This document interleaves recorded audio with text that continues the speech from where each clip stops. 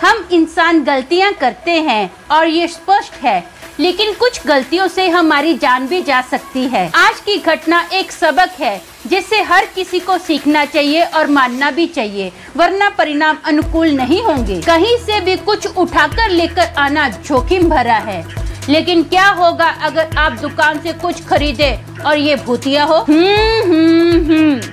ये पृथ्वी रहने के लिए एक रहस्य और खतरनाक जगह है। तो आइए इस अकल्पनीय डरावनी कहानी में खुद ही गोता लगाकर इसे जांच लीजिए। हेलो दोस्तों, मेरा नाम अमन है। मैं आप सभी का मेरे YouTube चैनल कहानी रंगमंच में स्वागत करती हूँ। उम्मीद करती हूँ कि आप सभी अच्छे और स्वस्थ होंगे। इसी तरह की वीडियो देखने के लिए हमेशा मेरे साथ बने रहिए। तो चलिए शुरू करते हैं आज का भयानक किस्सा।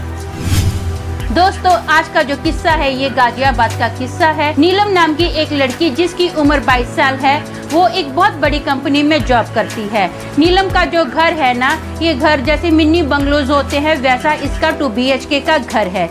इसके घर में इसके साथ इसकी मम्मी रहती है। एक दिन नीलम अपने ऑफिस से ना घर वापस आ रही होती है, तो वो ना फर्नीचर की दुकान पर एक चेयर को देखती है। वो चेयर उसको बहुत अच्छी लगती है। ये जो चेयर है ना, ये सेकंड हैंड चेयर रहती है। नीलम दुकान वाले के पास जाती है और चेयर खरीदती है और अपने घर पर लेकर आ जाती है। नीलम अपनी मम्मी को भी पूछती है कि मम्मी ये चेयर कैसी है, तो उसकी मम्मी बोलती है एकदम मस्त है। तो वो अपनी मम्मी को बोलती है मम्मी ऐसा नहीं लगता जैसे ये कोई सिंहासन है? तो उसकी मम्मी बोलती है हाँ। बोले क्या मस्त चेयर है मम्मी, ये चेयर ना मुझे बहुत पसंद है, इस चेयर को ना मैं अपने ही रूम में रखूंगी। तो उसकी मम्मी बोलती है ठीक है बेटा रख ले। अब रात का टाइम होता है, ये लोग अपने अपने रूम में सोने के लिए जाते हैं। लगभग 2:45 बजे का टाइम होगा रात के। नीलम की ना अचानक से आँख खुलती है। उसको ऐसा लगता है कि जैसे कुर्सी जो है ना अपनी जगह से सरकी। नीलम फट से कुर्सी की ओर देखती है, लेकिन जो कुर्सी है वो अपनी ही जगह पे है। तो नीलम सोचती है कि शायद हो सकता है मम्मी फर्नीचर इधर उधर कर रही हो। मम्मी को कई बार नींद नहीं आती है तो वो घर की सेटिंग चेंज करती रहती है, तो मम्मी ही होगी बाहर फर्नीचर इधर उधर कर रही होगी। ये सोचते हुए ना वो पलटी मारती है और सो जाती है। अब सोते थोड़ा ही टाइम हुआ होता है उसको नीलम को ऐसा लगता है कि जैसे किसी ने ना धार देने उसके दोनों पैरों को पकड़ लिया है। नीलम की आंखें ना फट से खुलती है। जैसे उसकी आँख खुलती है और उसको ऐसा महसूस होता है कि जिस किसी ने भी उसके पैरों को पकड़ा था ना, उसकी आँख खुलने से इंस्टेंट उसके पैर छोड़ दिए हैं। नीलम फट से उठ के इधर उधर देखती है, बाथरूम में देखती है, बेड के नीचे चेक करती है, उसको कुछ नजर नहीं आता है। अब ये सोचती है कि ये कौन हो सकता है, हाँ ये क्या मेरा वहम था, सपना था, क्या है? अब ये ऐसा सोचते सोचते ना वो अपने बेड पर लेट जाती है। उसकी आंखें खुली होती है, सोच ही रही होती है कि क्या था, मुझे समझ ही नहीं आया कि किसी ने मेरे फट से पैर पकड़े और छोड़ भी दिए। अब उसको ऐसा फील होता है कि जैसे उसकी छाती पर धार देने कोई आके बैठ गया है। उसको बहुत वजन फील होता है। वो ना आवाज़ें लगाने की कोशिश भी करती है कि मैं अपनी मम्मी को बुलाऊं, लेकिन उसके मुंह से आवाज़ें नहीं निकल रही है। वो अपने हाथ पैर चलाने की कोशिश कर रही है, लेकिन जैसे किसी को लकवा मार जाता है ना, वैसे उसके हाथ पैर हो गए हैं। उसको ऐसा फील होता है कि मेरे हाथ पैर काम ही नहीं कर रहे हैं। उसके हाथ पैर जो है ना कोई मूवमेंट ही नहीं कर रहे हैं। नीलम बहुत कोशिश करती है आवाज़ निकालने की। फाइनली ना नीलम जोर से चीखती है और बोलती है मम्मी।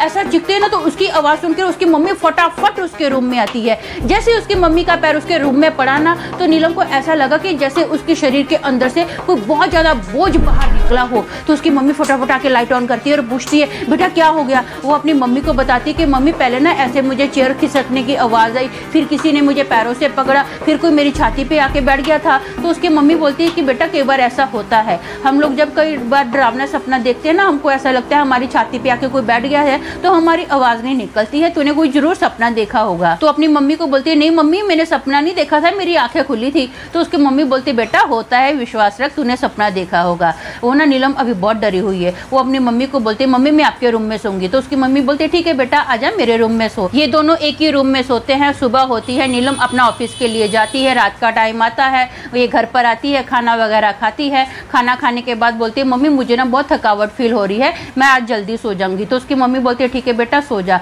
अपनी मम्मी को गुड नाइट बोलती है। जैसे ही गुड नाइट बोल के ना ये अपने रूम का दरवाजा खोलती है तो ये अंदर जा ही नहीं पाती। अपने रूम के बाहर ही ये एकदम बुत बन के खड़ी हो जाती है। इसकी मम्मी इसको देखती है। इसकी मम्मी पूछती है बेटा क्या हो गया, क्या हो गया, ऐसी क्यों खड़ी है? ये कोई रिप्लाई नहीं करती। इसकी मम्मी बोलती है नीलम क्या हो गया तुझे, ठीक तो है? ये फिर भी कोई रिप्लाई नहीं करती। अब इसकी मम्मी ना इसके पास आती है और इसके कंधे पे हाथ रख के पूछती है बेटा तू ठीक है? ये कोई रिप्लाई नहीं करती और धाड़े जमीन पर गिर जाती है। देखते देखते ना इसकी जो आंखों की पुतलियां हैं वो पूरी सफ़ेद हो जाती है और ये ना ऐसे ऐसे कांपने लग जाती है, इसके पूरे हाथ पैर कांपते हैं। इसकी मम्मी इसको देख के बहुत डर जाती है। इसकी मम्मी जोर जोर से रोने लग जाती है, नीलम नीलम क्या हो गया तुझे। जोर जोर से वो चीखें मार रही है, बोल रही है कि नीलम क्या हो गया तुझे, नीलम क्या हो गया। ऐसे में ये सब आवाज़ें सुन के ना इन नीलम के जितने भी पड़ोसी होते हैं सब लोग भागे भागे आते हैं। सब लोग देखते कि नीलम ना जमीन पर ऐसे ऐसे कांप रही है। सब पूछते हैं आंटी जी इसको क्या हो गया। बोले मुझे नहीं पता, बस जल्दी जल्दी किसी डॉक्टर को बुलाओ। इनका एक पड़ोसी फटाफट डॉक्टर को लेकर आता है। जैसे डॉक्टर का कदम घर पर पड़ता है ना, नीलम एकदम नॉर्मल हो जाती है। अपने आसपास बहुत सारे लोगों को देखती है तो वो बोलती है इतनी भीड़ क्यों जमा की हुई है, क्या हुआ है सब लोगों को, इतने लोग यहाँ पर जमा हो गए हैं। और डॉक्टर साहब आप तो नीलम की मम्मी नीलम को बताती है कि ऐसा ऐसा तेरे साथ हुआ था, इसलिए डॉक्टर को बुलाया। पड़ोसी भी आवाज़ सुन के आ गए हैं। तो नीलम बोलती है हो ही नहीं सकता, मैं तो एकदम ठीक हूँ, मुझे तो कुछ भी नहीं हुआ है, एकदम फिट हूँ मैं। तो डॉक्टर बोलता है कि जैसा जैसा आप बता रहे हो ना, तो मुझे लगता है शायद नीलम को ना मिर्गी का दौरा आया था। चलो अभी तो मैं जाता हूँ, अगर फिलहाल ऐसा कुछ लगे तो मुझे बुला लेना। तो उसकी मम्मी बोलती है ठीक है। अब डॉक्टर जाता है तो जितने भी पड़ोसी होते हैं ना वो भी अपने अपने घरों के लिए निकल जाते हैं। नीलम की मम्मी उसको बोलती है बेटा आज मैं तेरे ही रूम में सोऊंगी। तो नीलम बोलती है ठीक है। अब दोनों सो रहे होते हैं, 2:30 बजे का टाइम होता है। अचानक से ना नीलम की मम्मी की आँख खुलती है। उसकी मम्मी देखती है कि नीलम उसी चेयर पर बैठी है और अपने हाथों से खुद का ही गला दबा रही है और नीलम का जो फेस है ना पूरा नीला पड़ गया है।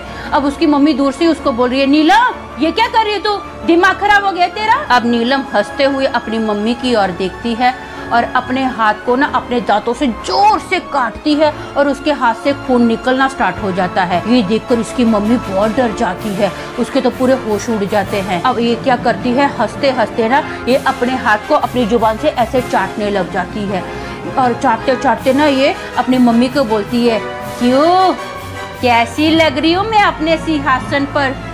ये बोलकर ना ये हवा में उड़ने लग जाती है, कभी इधर उड़ रही है कभी उधर उड़ रही है और जो भी इसके हाथ में सामान आ रहा है ना सब सामान अपनी मम्मी के ऊपर फेंक रही है। इसकी मम्मी बहुत डर जाती है, जोर जोर से आवाजें लगाती है बचाओ बचाओ बचाओ, हम दोनों को बचाओ, जल्दी आओ जल्दी आओ। ऐसा करके ना इनके पड़ोसी फटाफट इनके घर में जमा हो जाते हैं। सब लोग नीलम को देखते कि ये हवा में उड़ रही है तो किसी का ना डर के मारे आगे कदम ही नहीं बढ़ रहा है। तो 3-4 जवान लड़के होते हैं ना वो लोग आते हैं और नीलम को ना पकड़ते हैं, दोनों हाथों नीलम को पकड़ते हैं। ऐसा पकड़ रहे हैं फिर भी नीलम हवा में है, लेकिन 2-4 लोगों ने ना नीलम को पकड़ा हुआ है दोनों हाथों से। नीलम हवा में है। अब सब लोग बोलते हैं कि शायद इसके अंदर ना बुरी आत्मा समाई हुई है इसीलिए ये ऐसी अजीब हरकतें कर रही है। तो एक बंदा बोलता है इसके अंदर वो बुरी आत्मा आई कैसे लेकिन। तो नीलम की मम्मी बोलती है अरे मुझे नहीं पता है, जब से ये मनहूस चेयर हमारे घर पर आई है ना तब से मेरी बेटी अजीब सी हरकतें कर रही है। तो वो लड़का बोलता है अच्छा इसी की वजह से ऐसी हरकतें कर रही है वो, तो इसके अंदर जो दुष्ट आत्मा है ना इस चेयर की वजह से आई हुई है। ऐसा करो आंटी जी आप ना इस चेयर को तोड़ ही डालो। तो जैसे बोलता है ना आंटी जी आप इस चेयर को तोड़ डालो तो नीलम ना जोर से चीखती है नहीं। अब नीलम की मम्मी को ना दिमाग में स्ट्राइक होता है कि हाँ मुझे ना ये चेयर तोड़ देनी चाहिए, तभी मेरी बेटी के अंदर से ये दुष्ट आत्मा जाएगी। नीलम की मम्मी गुस्से में किचन में जाती है, एक बड़ी सारी छुरी अपने हाथों में उठाकर लाती है और पूरी चेयर की सीट को फाड़ डालती है। जैसे सीट फाड़ी जाती है ना नीलम बहुत जोर जोर से चिल्ला रही है नहीं नहीं नहीं ऐसे चीखती जा रही है। अब पूरी चेयर तो सीट तो फट गई है। तो 2 लड़के बोलते हैं आंटी जी ऐसा करो आप ना साइड पे हट जाओ, हम इस चेयर को क्या करते हैं आंगन में लेकर जाते हैं और पूरी चेयर को जला डालते हैं। नीलम ना अपने आप को बहुत छुड़ाने की कोशिश करती है कि ये लड़के कहीं से भी मुझे छोड़ते हैं, बहुत स्ट्रगल कर रही है। अब 2 जो लड़के होते हैं ना वो लड़के क्या करते हैं चेयर पर आग लगा देते हैं। आग लगाने के बाद क्या करते हैं वो कुछ पेपर और लकड़ियां भी रख देते हैं ताकि चेयर को ना अच्छे से आग लग जाए। जैसे जैसे चेयर को आग लगती जा रही है ना नीलम के अंदर से पूरा ऐसे पसीना उतर रहा है जैसे पानी उसके अंदर डाल दिया हो, टपक रहा है पसीना, टप टप टप टप टप पानी की तरह पसीना टपक रहा है। नीलम क्या करती है अब चारों लड़कों को ना जोर से धक्का मारती है, लड़के दूर जाके गिरते हैं और जो आग चेयर पर लगी होती है ना नीलम उस चेयर पर जाके बैठ जाती है। फटाफट बहुत सारे लोग आते हैं और नीलम को खींच रहे हैं। नीलम किसी को इधर फेंक रही है किसी को उधर फेंक रही है, फिर भी एक झुंड होकर सब लोग जवान लड़के आते हैं और नीलम को खींचते जोर से खींचते हैं और जैसे नीलम को खींचते हैं ना, नीलम धार देने जमीन पर गिरती है और बेहोश हो जाती है और जो चेयर है पूरी जल के राख हो जाती है। नीलम का जो डरावना चेहरा था ना एकदम नॉर्मल हो जाता है। जब नीलम को होश आता है ना तो उसकी मम्मी और उसके आसपास के जितने भी लोग होते हैं ना सब बताते हैं नीलम को कि तेरे साथ ऐसा ऐसा हुआ था। तो नीलम बहुत डर जाती है। वो अपनी मम्मी को बोलती है कि मम्मी मुझे बहुत डर लग रहा है, मैं अभी अपने रूम में नहीं सोऊंगी, मैं आपके रूम में सोया करूंगी हमेशा। तो उसकी मम्मी बोलती है ठीक है। अब पूरी रात तो ये लोग डर के मारे सो ही नहीं पाते हैं, लेकिन सुबह सोते हैं। सुबह सोते तो इनके घर में इनको कोई भी ऐसा कुछ गड़बड़ नहीं फील होता है। नेक्स्ट डे भी ये लोग अच्छे से सोते हैं। वो लोग नीलम के रूम में स्पेशली उसकी मम्मी सोती है कि मैं देखूँ तो सही क्या है ये क्या नहीं है। चेयर जाने के बाद हमारे घर में फिर से कोई भूतिया घटना तो नहीं हो रही है ना। नीलम और नीलम की मम्मी नीलम के रूम में भी सोते हैं लेकिन कोई भूतिया घटना नहीं होती है। ये लोग उसी घर में रहते हैं और शांति से ही रहते हैं। दोस्तों मेरा मानना ये है कि कोई भी जब हम सेकंड हैंड चीज़ लेते हैं ना तो उसके बारे में पहले हमको अच्छे से जांच पड़ताल कर लेनी चाहिए। दुकानदार को तो पता ही होता है कि कौन सी चीज़ सही है कौन सी चीज़ में गड़बड़ है। अगर कोई दुकानदार गड़बड़ चीज़ को बेच भी रहा है ना तो वो समझो मौत का सौदागर है, क्योंकि दुकानदार किसी को ऐसा मौत का सामान बेच रहा है जो कि अपने गले की मुसीबत दूसरे के गले में डाल रहा है। तो ऐसे दुकानदार को मजा चखाना जरूरी है। तो खैर आज के लिए बस इतना ही। कल फिर मिलूंगी और एक भयानक किस्से के साथ। तब तक के लिए शालोम, शांति और सलाम।